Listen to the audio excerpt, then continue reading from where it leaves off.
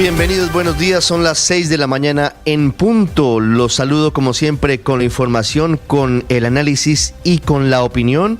Hoy es el último lunes de este año 2024. Hoy es 30 de diciembre y estaremos acompañándolos en esta jornada en la que siguen movilizándose miles de personas por las vías del país, llegando a los aeropuertos de Colombia rumbo a la celebración del fin de año con sus familias. Estamos acompañándolos con las noticias más importantes de Colombia y del mundo, hablando precisamente de dos noticias importantes. Una de ellas se origina en Estados Unidos, la muerte del presidente número 39 de este país, de Estados Unidos, el expresidente Jimmy Carter. Murió a los 100 años de edad en el estado de Georgia. A esta hora la Casa Blanca está izando sus banderas a media asta en homenaje a este hombre que tiene una importancia estratégica para América Latina. Fue el firmante del tratado con Omar Torrijos en 1977, que al final entregó el Canal de Panamá el 31 de diciembre de 1999 de nuevo a manos panameñas. Un hombre del Partido Demócrata, un hombre que creó un centro en libertad y para la defensa de la democracia, que tiene mucha reputación, que tiene una vigilancia particular en procesos electorales en los que he solicitado en diferentes países de América Latina y del mundo. Jimmy Carter será velado en el Capitolio de Estados Unidos. Allí será homenajeado por el presidente Joe Biden, por los expresidentes de este país que siguen también entregando palabras de condolencia a sus familias. Hablo de los expresidentes Bill Clinton, George Bush, Barack Obama y Donald Trump. Jimmy Carter, que tuvo una relación cercana con Colombia, visitó la última vez a nuestro país en julio del 2013, se reunió en ese momento con el entonces presidente Juan Manuel Santos para darle un apoyo y un impulso al proceso de paz que en ese momento se estaba adelantando con la hoy extinta guerrilla de las FARC. Además habló en ese momento de política antidrogas. Los expresidentes Juan Manuel Santos, Álvaro Uribe de Colombia lamentaron la muerte de Jimmy Carter. También lo hizo el presidente Gustavo Petro, quien dice que lo conoció hace años y que fue una persona que lo apoyó cuando él señala fue perseguido en nuestro país. Hablando del Centro Carter, del que les comentaba hace un rato, fue uno de los que estuvo intentando garantizar la transparencia que nunca se dio el pasado 28 de julio en las elecciones presidenciales en Venezuela. Los delegados del Centro Carter fueron quienes finalmente certificaron que no hubo transparencia, que las elecciones fueron un absoluto fraude cometido por el régimen de Nicolás Maduro. En segundos también les cuento sobre la tragedia más grande en materia aeronáutica este año en el mundo, el accidente que dejó 179 fallecidos en el aeropuerto de Muan, en el suroeste de Corea del Sur. El vuelo 7C-2216 es el peor siniestro registrado en el suelo surcoreano en décadas. Fue un Boeing 737 que había partido horas antes de Bangkok, Tailandia, aterrizó en Muan sin tener el tren de aterrizaje desplegado y acabó chocando contra un muro de contención, lo que hizo que el avión estallara. En Colombia, les contaré en minutos que amanecemos con la destitución e inhabilidad muy dura por parte de la Procuraduría en contra de los exdirectivos de la Unidad Nacional de Gestión de Riesgo, Olmedo López y Sneider Pinilla. Responsables, algunos de los responsables del escándalo de corrupción más grave que ha sacudido al gobierno del presidente Gustavo Petro. Les hablo del escándalo en la unidad de gestión de riesgo por sobrecostos de más de 16,000 millones de pesos en la compra de los 40 carrotanques para La Guajira que buscaban llevar agua, que al final nunca se produjeron. Esos carrotanques nunca llevaron agua a los guajiros, a las personas que estaban sufriendo de hambre en el norte del país. Olmedo López fue destituido por 18 años, mientras que Sneider Pinilla fue inhabilitado por 20 años. También está vinculado en ese mismo proceso el ex subdirector de la unidad, Víctor Andrés Mesa Galván. También vamos a hablar en segundos del complejo panorama financiero para el gobierno del presidente Gustavo Petro. Para el próximo año ya se anunció la reducción de subsidios de prosperidad social, pero el gobierno está prometiendo recursos sin precedentes para las universidades públicas. El director de Prosperidad Social, Gustavo Bolívar, confirmó que Colombia sin hambre, renta joven y otros subsidios desaparecerán el año entrante. Responsabilizó al Congreso por no aprobar la ley de financiamiento hace algunas semanas y señaló que se incentivará la creación de cooperativas para la generación de emprendimientos. Les contaré también en segundos sobre la queja del ex cabecilla de las FARC y hoy presidente del Partido Comunes, Rodrigo Londoño Timochenko, al presidente Petro. Dice que no le han pagado la renta básica a los firmantes de la paz y pide tomar correcciones urgentes. Se suma a esta situación fiscal difícil la denuncia que hizo la representante de la Cámara del Partido Verde, Catherine Jubinao, según la cual el gobierno del presidente Petro le adeuda más de $1 billón a las universidades públicas por concepto del programa Matrícula Cero. El presidente Petro sale a desmentir anoche a la representante Catherine Jubinao. Hablamos en segundos también del poco alentador panorama de orden público cerrando este año para el país. 76 masacres en Colombia en lo corrido de este año que está a punto de terminar. Este domingo un crimen terrible en Aguachica, Cesar. Fueron asesinados un pastor cristiano, su esposa y sus 2 hijos. Aguachica amanece con toque de queda por este acto violento. Fueron asesinados estos integrantes de la iglesia, pastores y su familia, cuando estaban almorzando en un restaurante de ese municipio. La gobernación del Cesar y la alcaldía de Aguachica ofrecen 25 millones de pesos para quien entregue información sobre los autores de este crimen. Les hablaré del secuestro de un policía y un contratista por parte del ELN. Ya cumplen más de 60 horas secuestrados en la vía entre Sipí e Ismina, en territorio fluvial, en el río, en Chocó.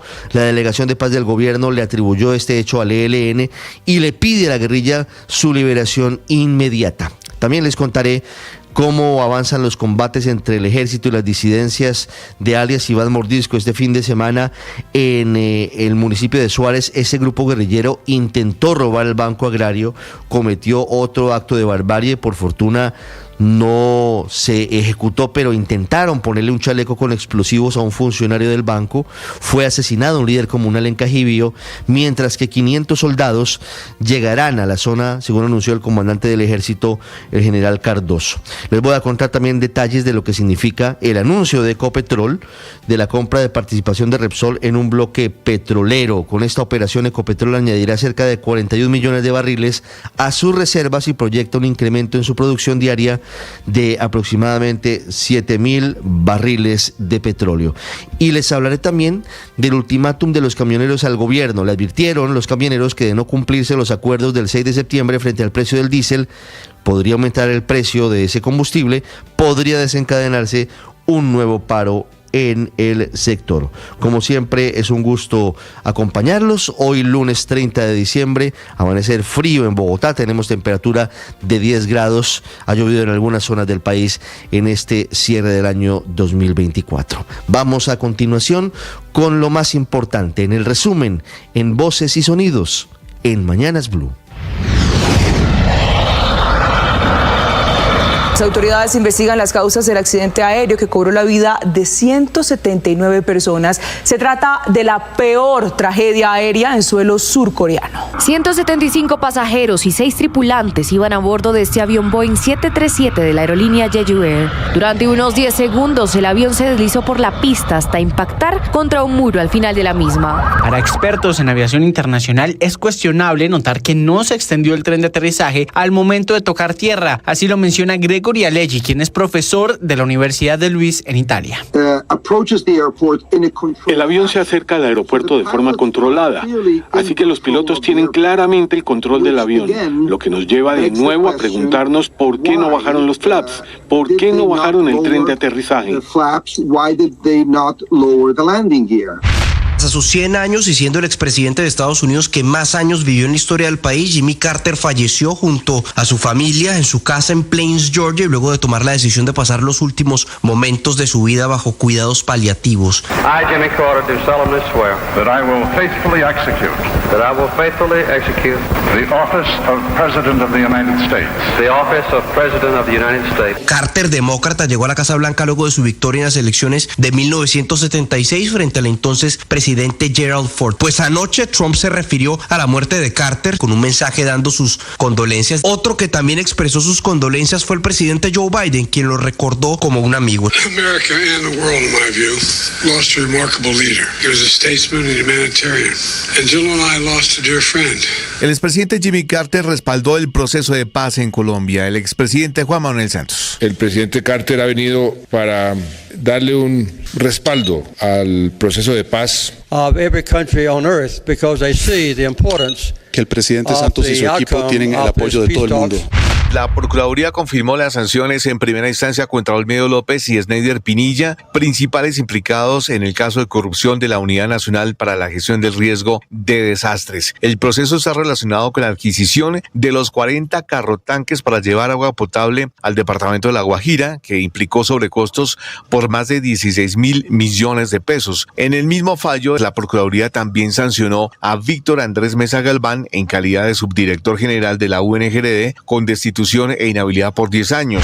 A pesar de que el presidente Gustavo Petro había prometido que los recortes al presupuesto 2025 no afectarían a los colombianos con menos recursos, el tijeretazo a los subsidios demostró lo contrario. Gustavo Bolívar, director de Prosperidad Social, salió a anunciar la desaparición de algunos incentivos. Yo no les puedo decir mentiras. El año entrante no se va a pagar Colombia sin hambre. Desaparece. ¿Nosotros qué vamos a hacer? Que es una petición que me ha pedido el presidente de la República y ya tenemos estructurado el proyecto. Sin embargo, ante las críticas que llegaron desde exfuncionarios del gobierno, Bolívar respondió que el programa todavía no está muerto y está buscando la financiación.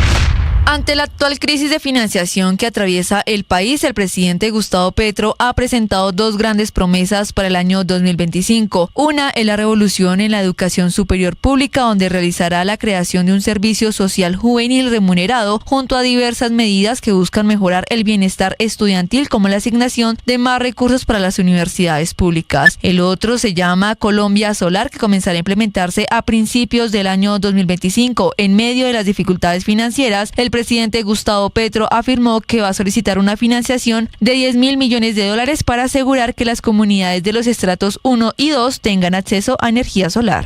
A la lista de entidades con problemas para pagar a sus contratistas se suma el Instituto Colombiano de Bienestar Familiar. Decenas de contratistas de la Regional Guajira tendrán que esperar su pago para 2024 porque el Ministerio de Hacienda no giró los recursos completos. En contraste, el Ministerio de Cultura reconoce que no recibió completo el plan de caja para diciembre, pero priorizó el pago a sus contratistas y están al día.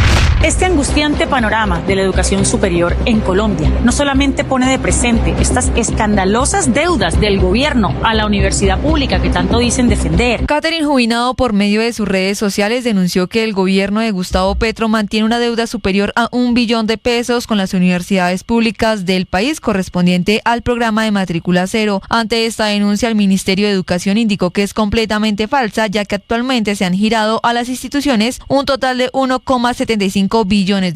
También indicaron que es falso que los recursos de la propuesta de ley de financiamiento estuvieran destinados a cubrir deudas de este año. El sector salud sigue a la expectativa por la decisión que debe tomar el gobierno sobre el aumento de la UPC o el dinero que gira el Estado a la CPS para la atención de afiliados. En medio de esta expectativa, el Ministerio de Salud recusó a la Procuraduría por haber solicitado detalles de este proceso. En el documento, el Ministerio de Salud está pidiendo que se aparten de todas las actuaciones administrativas en las que haga parte este ministerio, incluyendo este cálculo, y que se designe al viceprocurador general como encargado.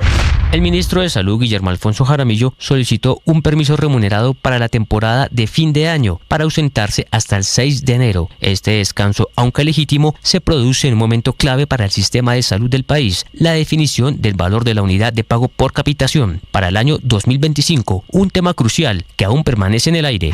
En Aguachica, Cesar, hay conmoción por la masacre de una familia a plena luz del día mientras almorzaban. Las víctimas eran líderes de una iglesia evangélica. Las autoridades ofrecen $25 millones por los responsables. la alcaldesa de Aguachica, Gracie Roqueme. Por eso exijo al gobierno nacional, al ministro de Defensa, a la fuerza pública que pongan sus ojos hacia el departamento del Cesar, pero sobre todo hacia nuestro municipio de Aguachica. 3 días bajo intensos combates completa el municipio de Cajibío, en el departamento del Cauca. El comandante del ejército, el general Emilio Cardoso. Y nos encontramos en el planeamiento para ingresar más tropas al sitio. Más de 338 hombres ya están en la zona retomando el control de este importante lugar. Una triste, una lamentable noticia. La buseta de la Sauncha, la Río Negro, la Villa Gómez se acabó de rodar. Señor Jesús, iban mis familiares, mis amigos y conocidos aquí en la curva de Mata de Plátano. Hasta el centro médico de Caparrapí, Cundinamarca, fueron trasladados los cuerpos de las 4 personas que fallecieron. Esto tras la caída de un bus al vacío. Lucila González, de 60 años, Otilia Camacho, de 27, y Yulmari Tobar, de tan solo 3 años, son los rostros de esta tragedia. Allí va Lucho Díaz para el primero. ¡Lucho!